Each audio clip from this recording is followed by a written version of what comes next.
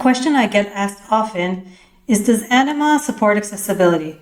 So I want to show you today how you can get accessibility built into the Anima plugin.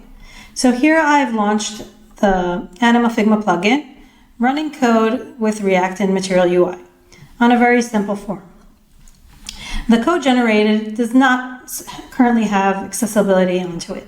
But if I click here on the Edit AI Personalization, I can give different instructions for the code to be regenerated.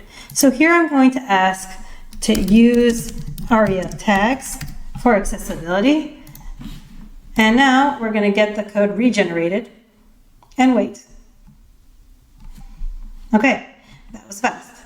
What we can see here is that now the new code has Aria labels built into it. This is how quick and easy it is. I hope this was helpful for you. Goodbye.